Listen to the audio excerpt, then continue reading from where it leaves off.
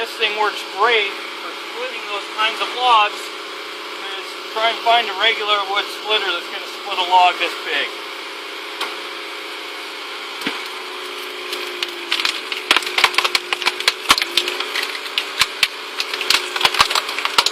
Is it still recording? Okay. Let me show you one of these. This is pine right here. This one's pretty dry. And it's a lot bigger.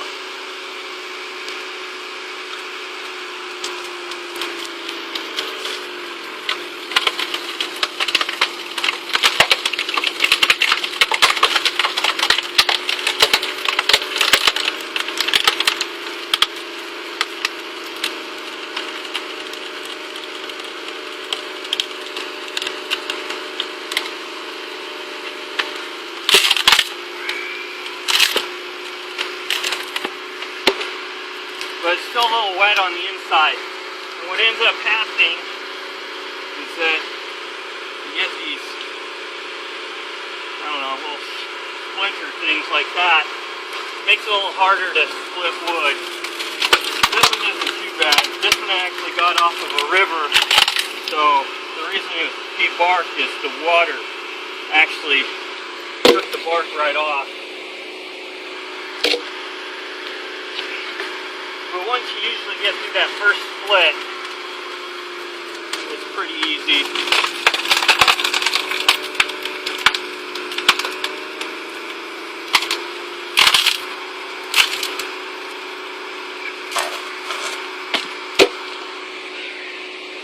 Come over here on this side, Jeffrey.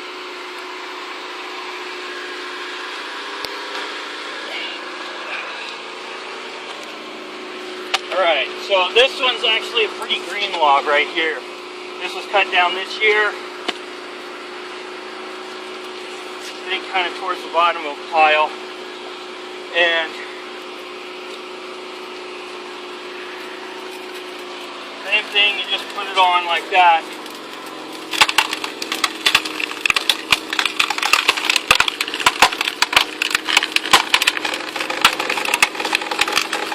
Okay, now you'll notice like right here, you see these right here splitting. Now, you want to make sure it's not so much an issue with the soft wood, but the harder wood. When you put your fingers in here to pull it apart, you want to make sure that one of these isn't going to snap up, because when it hits your finger, depending on the size of it, it'll either crush your finger pretty good, or it'll smack it, and it hurts a lot. So yeah, this one's greener. You can see how it kind of didn't split all the way. Usually what I do when that happens is I just put it right back up here the other way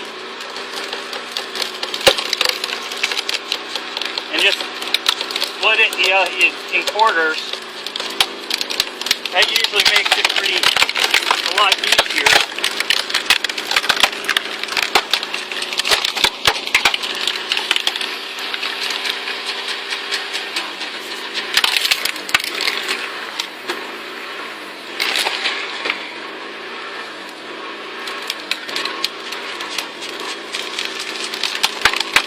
And the thing surges when it idles, when it gets warm. I haven't really, the car anyway, I haven't figured out what it is. I really don't care. It doesn't affect the splitter at all. The functionality of it works just fine.